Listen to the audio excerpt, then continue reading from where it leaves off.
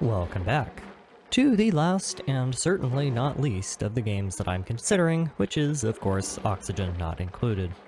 On the surface, this game is a lot like Rimworld in that your interactions with the game space are mostly limited to the micro and macro management of a pawn-like analog called a duplicate.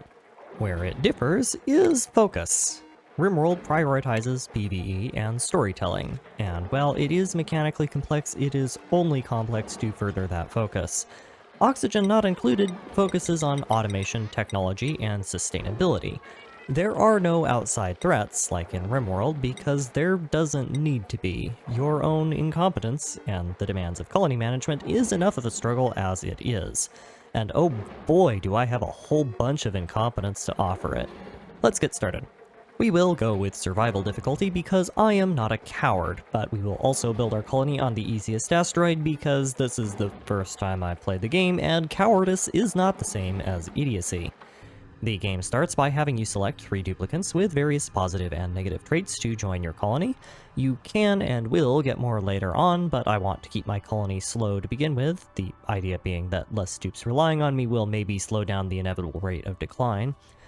The duplicants can also be named, so as with Rimworld, I'm going to be naming them after channel members. Don't worry, this isn't Rimworld, so unless I really mess your dupes up, this should mostly be a permanent installation in the colony. And after a whole lot of reading and even more than a whole lot of min-maxing, welcome to the colony, Greythorn, Transgirl Cassio, and Wesley Eberly. I expect great things. With names assigned, let us begin. By pausing the game and looking around a lot, that is. There are 2 absolute necessities for any duplicant to survive, and those are food and oxygen.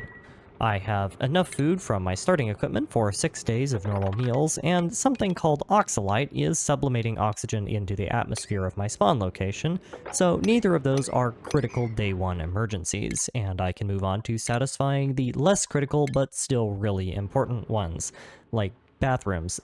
To do that, I need to clear out some space and collect materials, so one pretty chunky mining bill and a few blueprints later, and I'm ready to turn them loose. While they're doing their thing, let's talk for a bit. The first thing you'll notice is when you're loading in a new world, there is a ridiculous number of buttons that this game throws at you right off the bat. Some of this is pretty bog standard colony survival interface stuff, and some of it is very much not, but most of the easy stuff is intuitive and most of the weird stuff isn't used very often, so it isn't anywhere near as bad as it looks. There are basically 4 parts that you have to pay attention to. On the top left is the UI showing in-game time, the speed of the game simulation, and general stats about how my colony is doing, like stress levels, infection levels, and how much food I have. Stressed dupes have mental breaks, and sick and starving dupes die, so we want those numbers to be low, low, and high, respectively. On the bottom left is the categories of things I can build. There aren't a whole lot here yet, because I have to unlock most of them with research, but there will be many more coming soon. They are grouped together mostly by their intended function, so food things relate to storing, producing, or eating food, and plumbing has to do with liquid management, etc. However, unlike Rimworld, where the function of a machine is usually pretty one-dimensional, that is not always the case in Oxygen Not Included, and we'll probably end up touching on that a few episodes down the line.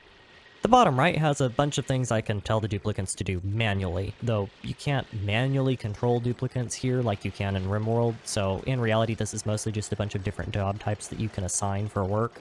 The buttons all have keybinds, so you won't see me use it too much. Above the buttons are where information and control panels for objects that I select will appear, and this does get used a whole lot. Oxygen Not Included has a far more nuanced physics engine than Rimworld does, and this box gives me a summary of anything that I select, stats and physical properties, which become important very, very quickly. The top right is colony management and monitoring tools. It's where you control your skill trees for your dupes, monitor their work schedule and preferred work types, and get data on your colony state. The only non-super obvious part of it is how priority assignation works. In Rimworld, you can assign categories of work a priority for each individual duplicant. Unlike Rimworld, which mostly just goes off of a pawn's proximity, there is a second priority system that determines how high of a priority a specific job order is on the scale of 1 to 9. This dual priority system is very handy when you need it, but for now is mostly just overkill. Alright then, info dump done for now, back to playing.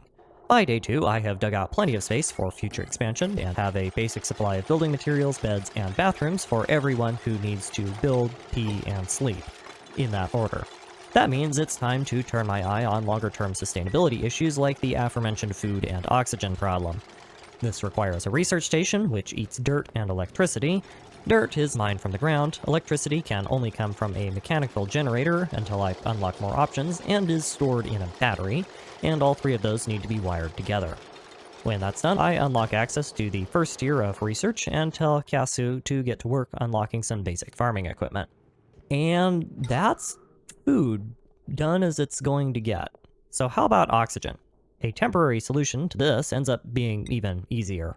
The only options I have right now for oxygen production is something called an oxygen diffuser, which uses power to turn algae directly into an oxygen at a rate of 330 kilos to 300 kilos per day, respectively, or the newly unlocked algae terrarium, which consumes 180 kilos of water, 18 kilos of algae, and some marginal quantity of carbon dioxide a day to produce 24 kilos of oxygen and 174 kilos of polluted water. If you're noticing that there's a lot of numbers being said here, yes, there is. This will be a recurring trend. Normal duplicants consume 60 kilos of oxygen per day, and I would assume they produce somewhat less carbon dioxide, which means I need 8 to fully sustain my current breathing needs. Oxygen is lighter than carbon dioxide, and also most other gases in this game for some reason, and I have plenty of water, so I can just place the algae beds as low as possible in a pit of carbon dioxide I just dug into, and they will happily cook away. I will need a better carbon dioxide management system at some point, and maintaining the farms will be a pretty hefty recurring time sink, but that is a problem to solve later. Day 3 rolls slowly around with the announcement that Kyasu has finished her research assignment, and my printing pod is ready to give me free fantastic goodies. I tell Kyasu to start working on some basic sanitation equipment and direct my attention to the pod. Every 3 days, the printing pod will offer you a choice of free things to add to your colony. The things are usually duplicates, though there is always at least one non-duplicate reward in case you're like me and don't want to expand just yet. Mine end up being 3 duplicates I don't want to take because of my minimalist oxygen production and 100 kilos of oxalite, though, so the choice seems pretty obvious. 50 kilos of free oxygen via sublimation isn't much, but it is far better than another mouth to feed. Day 5 is an excellent learning opportunity, and it teaches me why paying attention to physics is so important in this game in great and glorious detail. When mousing over my pawns last night, I noticed that they were experiencing eye irritation and low oxygen respiration rates. This is because natural gas and carbon dioxide are heavier than oxygen, and I, building too fast on day 1 to remember this, put their beds in a pit that didn't have good air circulation. I originally thought the natural gas came from a pocket I broke into and missed, but I later discovered it was actually a generous donation being constantly made by Grey Thorn, who has the flatulent trait. The natural gas came from him breaking industrial amounts of wind, which was collecting in the bed pit and ruining everyone's sleep.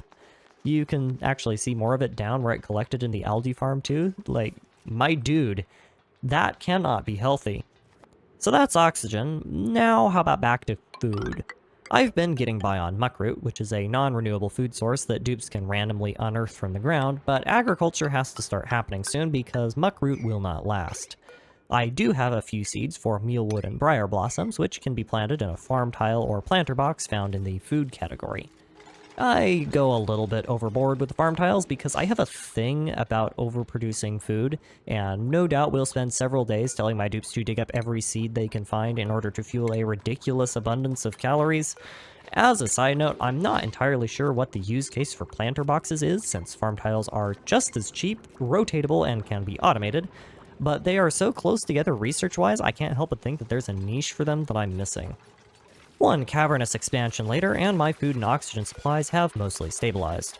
Oxygen eats algae and water, I have a massive hoard of both, and am unconcerned. Food isn't quite finished yet because I don't have enough mealwood seeds to fully sustain on raw mealwood, which is the dupe's current meal of choice. But there are options to prepare it for better caloric return when that becomes relevant, and there are plenty more seeds to excavate if needs must. Mealwood consumes dirt to grow, but it consumes it at a very slow rate, so I'm pretty much set for now. Enough time has passed that my duplicants all have level up options that I need to allocate, so let's get those going. In Oni, much like in Rimworld, poor levels in a specific task preclude dupes from completing it. But the effect is much worse in Oni, to the point that training your dupes is a hard requirement for game progression. There is a complication though. Better trained dupes have higher standards of living, which requires you to give them better food and more generous amenities. Or really any amenities at all. Otherwise, they will go around breaking all your stuff and vomiting everywhere from the stress caused by living in what basically amounts to an active mineshaft full of fart juice. Leveling them up in a skill that they are passionate for gives them a pip of improved living standards, though, which offsets the increased expectations and is why I selected my dupes specifically with passions in mind. Grey Thorn then gets an upgraded digging skill, Transgirl Kyasu gets better researching, and Wesley Eberly gets better construction. All of them get fancy hats to mark their promotion, and then go back to doing whatever it was they were doing before. Fortunately for everyone involved, Grey gets his hat upgrade last. He got so excited by his promotion that he let out a bit of a stinker, which probably constitutes as biological warfare given that the printing pod is the only source of duplicate life on the planet right now. With supercomputers, also known as Purple Research, unlocked, the world is my oyster when it comes to further teching up. After reading through the entire tech tree, I end up going for liquid distribution, soon to be followed after by improved plumbing and distillation to improve my fluid processing setups. Polluted water is a common byproduct of a bunch of different things, and being able to move it and process it will start being very convenient here in a moment. While Kyasu cranks on that, let's start doing some base building. Quite a lot of systems, in Oxygen Not Included, revolve around the idea of a room, which the game defines as an enclosed space whose interior possesses certain items and doesn't possess certain others. Various room types get various buffs to the related contents in that room, but the one that I'm most interested in right now is a Great Hall. It has super simple requirements, and the benefit that it gives is a whopping +6 morale boost, which presumably applies only to the people who eat in it, though it doesn't specify. While that gets worked on by the perennially backlogged Wesley, I get Kyasu working on air filtration. You may or may not have noticed that there are these clouds of green air floating around. That is polluted oxygen, and it makes people very unhappy when they have to breathe in it, despite technically keeping them alive. And that particular stinky air problem has started to seriously impact quality of life around here, and it kind of needs to not be doing that because I do not need my dupes going insane. When that research gets finished, you better believe I spam air filters absolutely everywhere.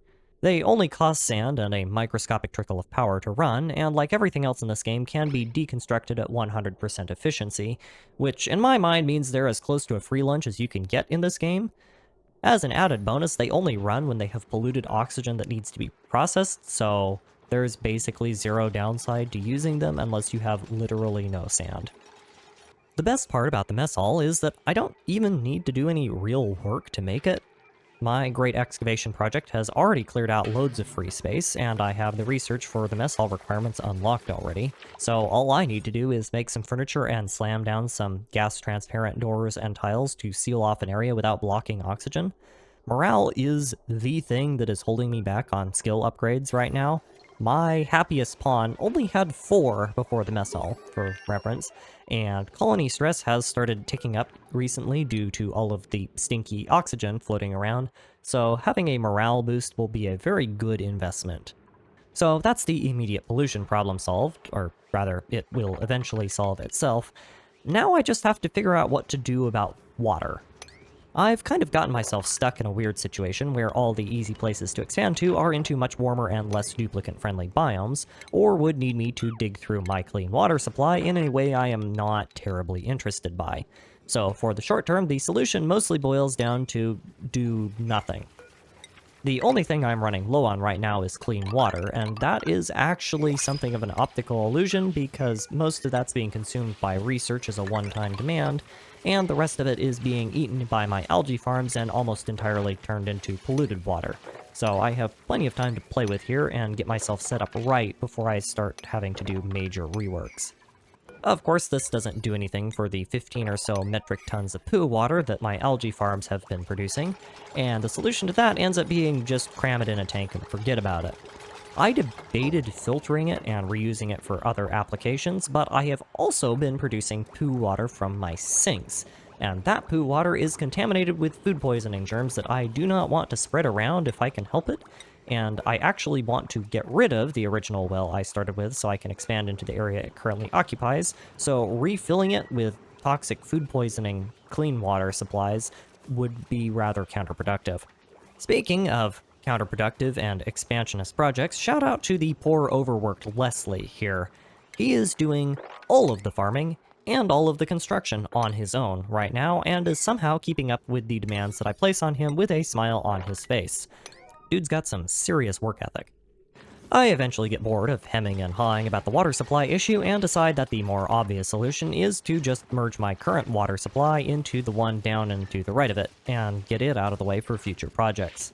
I have everything I need for a basic bathroom setup unlocked now, and that seems like the next obvious mood buffing room to construct, but I want it in a nice central location to save on the once-a-day bathroom trip travel time. During the inevitable cleanup that comes from pouring an entire well onto the floor, I also discovered that fluids and gases seem to interact in a really weird way, in so much as fluid flow seems to infinitely compress gases if the gas has nowhere else to escape.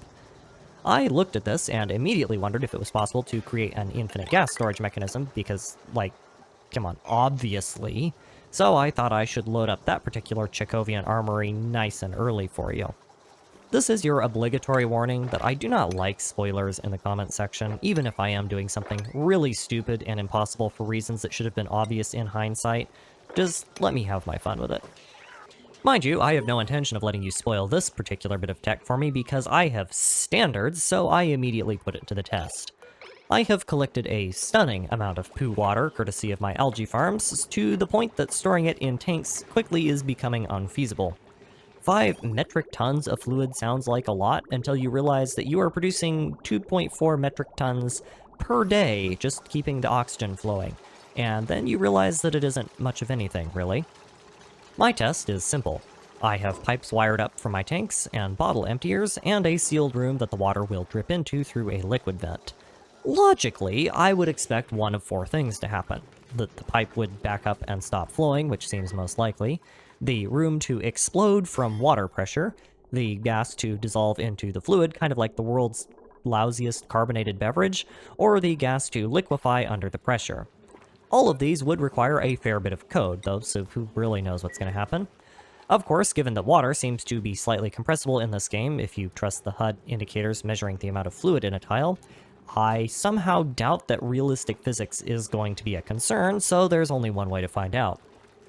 Almost immediately, I can see some very abnormally high gas pressures just from trickling water into the tank, but I will give it a bit and get back to you. So, after letting the game run in the background for a good half hour or so, I can tell you 2 things. The first is that yes, gases absolutely overpressure, and in retrospect I should have expected this given that my base is currently sitting at around 4 kilos of oxygen per square meter thanks to my algae farm's overproduction. Apparently this is very uncomfortable for my dupes, because according to their stat readout, they all have a popped eardrum debuff that has probably been the source of all the stress I've been fighting with, and not the yucky lungs that they get from breathing polluted oxygen. Oops. The second thing is that not only does gas overpressure, liquid does too. Quite a lot. So I guess my polluted water problem is solved, then. Seeing as my colony is going so well, I think it's high time to add another duplicate. I was pretty picky about what I was looking for, and I am pleased to say that Ada, now called Gratch, meets all of my high standards. Those being not objectively a liability and really, really good at hauling things.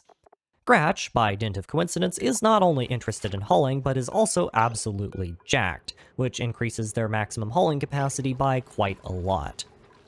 Incidentally, you remember the comment I made earlier saying that what should really happen when you overpressurize water is it cracks the container it's in? Yeah, apparently that's a thing. My poo water reservoir cracked and started spurting poo out the top as I was getting Gratch set up, and now I get to deal with the fun and games that is food poisoning infested sewage, that I still have no idea how to sterilize, by the way, dripping all over my base. Fantastic. The irony is that this is the first time I've had to call a high-priority yellow alert to deal with emergencies, And this irony is not lost on me at all, but if nothing else, I might have a decent way of bulk removing terrain now, I guess. I will have to explore the feasibility of fracking with poo water later, though. Incidentally, I'm an idiot. You remember how I was worried about how food poisoning could potentially spread through clean water, and how I wasn't sure, but I didn't want to look it up? Yeah, it turns out that the in-game compendium gives an exact breakdown of what food poisoning will and will not tolerate, conditions-wise, and clean water passively kills it. Of course, this has the unfortunate side effect of needing to mop up all the poo water to cycle it through a filter, so... sorry, Gratch, it's a dirty job, and you get to do it. Saying that the Great Punami cleanup makes my dupes unhappy with me would be a grave understatement. Poor Gratch, in addition to having a stress-induced vomiting episode in the middle of their bedroom, has now contracted food poisoning and has been racing around the base holding their guts in for several cycles now, and everyone else isn't doing much better. My solution to this problem is digging. The single largest stressor my dupes are facing right now is popped eardrums from the massive overconcentration of oxygen in the base. I turned off some of my algae farms to try and mitigate this, but an even faster way of solving it is to increase the internal volume of my base by digging out new pointless exploratory mine shafts and letting the oxygen flood out.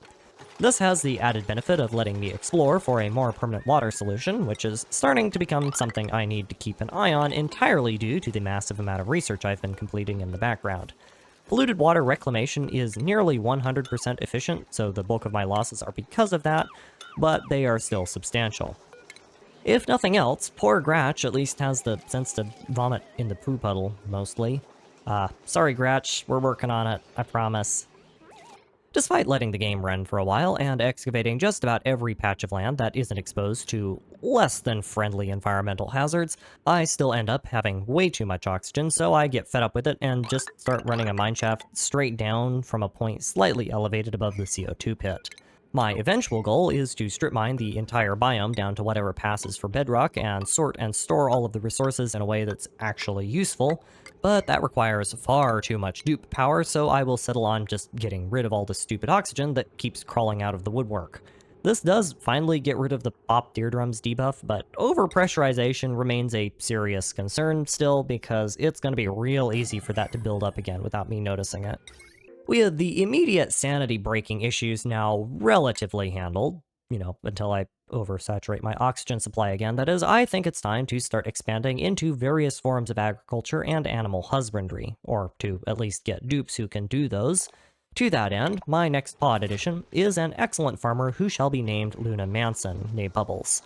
For now, there isn't a whole lot of farming to be done, but if nothing else, she will help clean some of the work off poor Wesley's plate and let him do his actual job for once, so that will no doubt be appreciated. My next morale building exercise was initially going to be making better bedrooms for my dupes, seeing as the current bedball arrangement is less than pleasant for most of them. The presence of wild shine bugs emanating light 24/7 and Senor Farts-a-lot stinking the place up make it a not-so-restful experience, and private rooms are a +3 morale boost. The problem with that is they require comfy beds, which need plastic, which I don't have, so instead I decide to make a better bathroom arrangement. The problem with that is there's a whopping huge pile of water where I want to put it, so I first have to drain it all down the ladder shaft and into the reservoir I've made for non-contaminated water. The food poisoning contamination in my current supply is pretty excessive right now, but it doesn't seem to be doing anything, and I expect it'll get eaten up by the research or die off due to oxygen exposure once I stop adding to it, so I'm not super worried. I also drown a hatch in the process. Oops. Sorry, buddy. Bathroom amenities ended up being kind of interesting, automation-wise, and wow, I never thought I would be saying that in a video, but sure, why not? Sinks, showers, and water purifiers are all 100% water neutral, which in principle lets me make a perfectly closed system with them in regards to water piping. Toilets, on the other hand, are actually water positive by 6.7 kilograms per flush, which is an astounding insight into my duplicate's bladder capacity, because presumably all of that excess is from biological waste. In the process, bathrooms produce a bunch of food poisoning that I still have no idea how to deal with, so I have to get rid of the extra contaminated water by sinking it into my existing food poisoning contaminated clean water sump. And boy, is that an oxymoron. To make sure I don't sink too much of the water in the sump, though, I have to have the system buffer itself with a fluid tank and choose to not connect it to the sump just yet. Once I research automation, I can automatically bleed off excess water as needed, but that won't be a problem for a while. Water input to feed the system initially is fed in with a bottle emptier. I only need to get the system saturated after all, and the pea water will take care of the rest of the supply problem real quick. And my algae farms are more than up to the challenge of providing that little seed fund. Other than when I bung up the piping and put the water in the wrong end of the machine, this system works perfectly. Interestingly enough, showering and washing their hands in food poisoning infested water doesn't seem to contaminate my dupes somehow, so maybe I was just overreacting with the whole food poisoning thing. Hard to say. Around this time, another interesting clue to the fluid overpressurization tech makes itself known to me, courtesy of another leak to the far right of my base. I was planning on merging the water sump from that side of my base to my main one, and had excavated all but one block in preparation for that before moving on to other projects and forgetting about it. In that time, that 1 block thick layer of fertilizer, in this case, started breaking at a far lower pressure than the sandstone tile did with my polluted water experiment, despite tiles next to it being entirely unaffected. In addition to proving that certain blocks are more resistant than others to overpressure damage, it also makes me wonder what happens when you stack multiple blocks into a thicker wall, because that fertilizer should have broken down ages ago if it were vulnerable to overpressure damage beforehand, but it only started breaking once it was the only block holding back the water. So maybe infinite fluid storage is back on the table after all. Regardless, my dupes are getting bored and we definitely can't have that, so I direct them to resume their journey to the center of the Earth. Even if infinite fluid storage is a thing, it isn't much use for me at the moment because I don't have all that much fluid to store.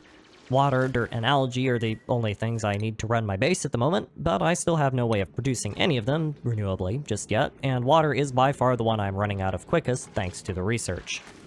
I don't have the foggiest idea of how digging a giant hole will solve any of these problems, but it certainly can't hurt. Focusing back on the colony, I have been taking eggs as pod rewards, and the inevitable result of taking live eggs into my dupe's bedroom space is that their bedroom space kind of turns into a barn.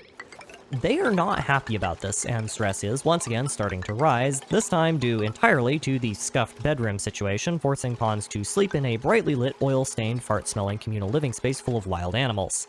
I don't have plastic for comfy beds, but there is no reason that I can't just cram a cot in an otherwise qualifying luxury bedroom temporarily, so I get 2 floors of 4 rooms each going, in anticipation of the inevitable expansion. And speaking of inevitable expansion, I've hit something of an unexpected bottleneck in dealing with undesirable gases. Oxygen is so light, and my pit is so deep, that there isn't enough breathable air for my duplicants to keep operating, which has all but stalled out my ability to expand further down. My original plan was to pump, filter, and store all of the gases, but running filters requires a surprisingly large amount of power, and automating them so they aren't on all the time requires refined metal, which itself requires a surprisingly large amount of power. And that power cannot be produced by a single gerbil wheel that my base currently runs on, so before I can explore anymore, I have to get a power generation setup running. The only non-gerbil option I can fuel right now is coal, which produces a ton of heat and a ton more CO2, so I cram a few of those in a box with some smart batteries for power throttling and the bare minimum of high-power cabling to keep the place from burning to the ground. The high-power cabling is going to be the problem here, because that stuff is ugly, and it can't be run through walls, so I guess we're going to need our own cable run here in a bit, because otherwise my duplicants are going to riot, because they have to look at power supplies. Sure. Once I have enough power to run a gas filtering system, I jam a pump in the basement and hook it up to a filter and a tank to store, in this case, chlorine gas. Every other kind of gas, be it carbon dioxide, natural gas, which, by the way, is still 100% sourced from my flatulent colonists. Polluted oxygen and regular oxygen can be pumped directly into my gas sump because they aren't terribly harmful. This will produce a suction effect, or more accurately a pressure effect, but the distinction is irrelevant, on my colony's air supply due to the low pressure in the basement, which will then pull fresh oxygen down into the area. Hopefully. That's what would happen in real life, but who really knows in this game? And yes, it works. Sort of. The vent is a bit miffed about the overpressure, which is understandable because I am too, but that can be pretty easily resolved by digging out a bit of space, and it should eventually work itself out as oxygen flows out to replace the pumped gases. After giving that some time to equalize, the shaft is now mostly breathable, and the next step is to line it with something that doesn't ooze slime lung like a particularly snotty child with a penchant for lubricating doorknobs with their nostrils. Oxygen is not conducive to the reproduction of slime lung, but it does next to nothing to prevent its reintroduction from infected tiles in the environment, and the whole point of this shaft is to give me access to lower levels of the map without making my pawns into walking, breathing biohazards. This is a very verbose way of saying I slam some tiles on the walls and call it good. Bulk excavation can happen later once I have the capacity to handle all of the resources that it will generate. Right now I only care about going deeper. Before plotting out my next round of excavations, I take a brief detour to poke around in a naturally generated structure that contains something called a somnium synthesizer. The game helpfully provides no information whatsoever on what it does, so I looked it up and my impression of it is that it is basically useless. Its gimmick is that it consumes dreams from sleeping pawns and oxygen to broadcast a skill and stress reduction buff, but neither of those are things I need at the moment, and I don't have enough colonists for it to be worth one or two of them sleeping on the job 24/7. Instead, I turn my attention to plotting out ever deeper expansions. In doing so, I also break the perfectly insulative barrier between an exceedingly hot biome and an exceedingly cold one, which will no doubt cause all sorts of ecological problems down the line. I think we all know how much I care about that, but if you were in doubt, the answer is precisely not at all. Pushing further downward, I encounter an enormous biome full of oil that is punishingly hot to the point of causing damage to my dupes. I'm able to mitigate this somewhat by installing insulated tile, and the general downward flow of oxygen tends to carry air that's been cooled by the frozen biome above it, but it is still hot enough that I'm going to need a way to get rid of some of the heat before I can dig down further, which may or may not be possible, but given the suggestions of physics that I saw with fluid compression, my bet is pretty firmly on may. That project is going to have to wait, however, because I am out of time. If you somehow have not already heard me prattling on about it in previous videos, I have mousepad merch deals, which is pretty neat. Information is in the description. Let me know your thoughts on the game, thank you for your time, and I hope you enjoyed.